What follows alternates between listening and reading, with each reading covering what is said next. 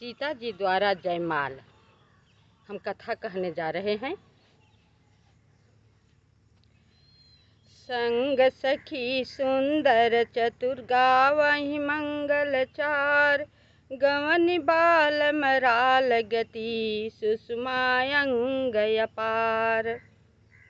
साथ में सुंदर सखियां हैं और गजगामिनी की चाल सीता जी को लेकर सखियां चल रही हैं,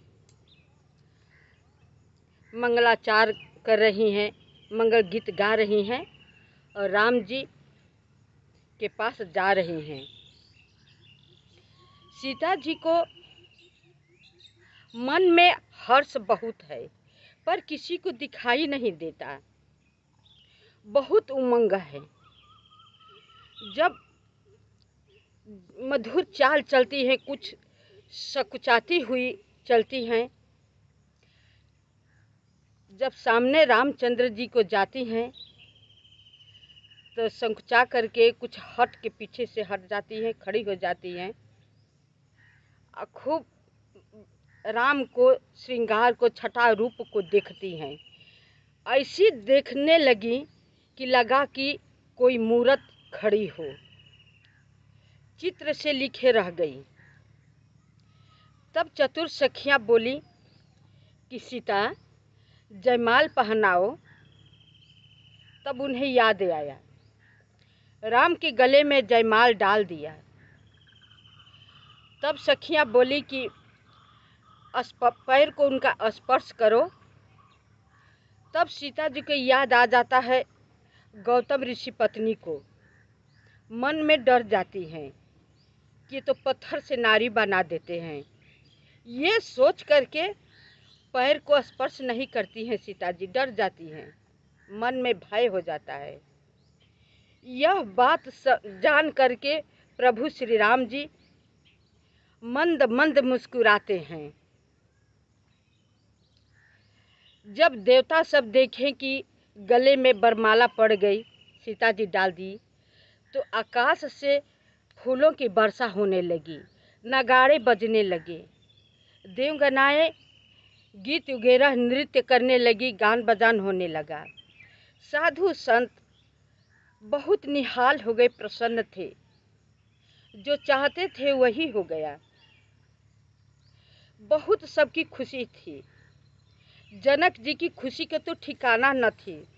उनके आंखों से इतना प्रेम आंसू बह रहा था कि कुछ बात नहीं कह पा रहे थे। माता सुनैना का भी वही हाल था। सब जय जयकार जहाँ तहाँ हो रहा है। नगर के सब लोग को पता चला कि राम जी धनुष तोड़ दिए हैं और सीता जी जयमाला डाल दी हैं। अपनी शक्ति से बाहर सब लोग न्यौछावर करने लगे। जहाँ तहाँ जो जिसको पाता था साधु संत को न्यौछावर करते रहे। इतना खुशी, इतनी उमंग थी। लेकिन जो कपटी राजा थे उनको ईर्ष्या बहुत हो रही थी। अंत में उन लोगों ने कहा कि ऐसे थोड़े न होगा कि धनुष तोड़ दिए और गले में वरमाला पहना दिया और शादी हो गई।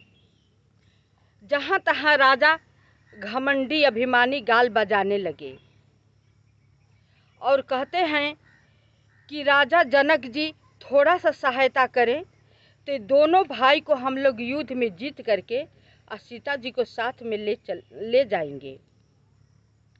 साधु संत लोग ये बात सुनकर कहते हैं कि लगता है कि समाज में लाज भी नहीं रह गई है, लाज भी चली गई है।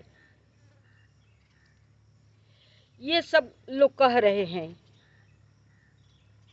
इतने में बहुत हंगामा शोर हो जाता है। तब जनक जी इशारे से सखियों से कहते हैं कि इन्हें ले जाओ। तो सीता जी को ले जाकर के सखियां माता के पास बिठा देती हैं। इतना शोरगुल होता है कि न तो जनक जी को समझ में आता था कि हम क्या करें। सुनैना माता रोने लगती हैं, कहती हैं कि अब देखो, पहले धनुष किसी से टूट नहीं रहा था, अब टूट गया, बात बन गई तो बनी बनाई बात अब बिगड़ रही है। न जाने विधाता क्या सोच रहे हैं। ये सोच करके माता बहुत अधीर हो रही हैं। सीता जी बहुत व्याकुल हो गई हैं कि अब क्या होगा। ये सब सोचते हैं। फिर राम लक्ष्मण दोनों जा कर के मुनि जी के पास बैठ जाते हैं। कोई कुछ नहीं कहता है, सब राजा अपना गाल बजा रहे हैं। जो मन में आता था वो कहे जा रहे थे। तब पूर्व जन्म की कुछ कथा है कि वो झगड़ा निपटाने के लिए परशुराम जी वहाँ पर आते हैं। आवाज़ तो धनुष जब टूटा तो आवाज़ तो उसका इतना हुआ कि आकाश पाताल सब डोल गई। जबकि धनुष तोड़ने के लिए प्रभु श्री राम जी खड़े हुए तो इशारे से लक्ष्मण जी से बोलते हैं कि हे लक्ष्मण, तुम बराह और धरती को दबाए रखो ताकि धनुष उठाने में धरती हिल न जाए। तो लक्ष्मण जी अपने पैरों तले और धनुष की नोक से धरती, बराह, कच्छप सबको दबाए रखते हैं। तब ही भगवान जी को धनुष टूटे तोड़े थोड़े ना, वे केवल दृष्टि से देख ही रहे थे।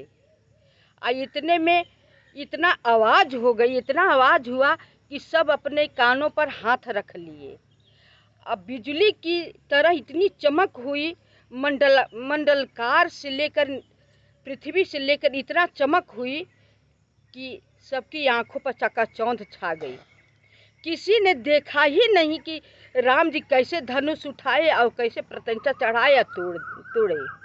किसी ने देखा ही नहीं।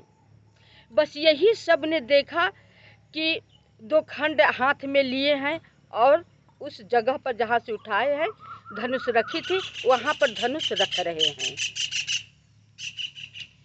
धनुष को टूटा हुआ जगह हमने देखा है। आज भी वो धनुष पत्थर फोड़ फोड़ कर नीचे धरती से निकल रही है। 3 खंड में हमने देखा है जनकपुर में, और लंबाई में निकलती जा रही है। और उसी के अनुसार लंबाई में घर बनाया जा रहा है उसको रक्षा करने के लिए। शेष भाग अगले वीडियो में। मेरी वीडियो अच्छी लगी तो आप सब लाइक करें, सब्सक्राइब करें, कमेंट कीजिएगा ताकि मेरा मनोबल जो है बढ़ता रहे और कथा अच्छा से हम कह सकें।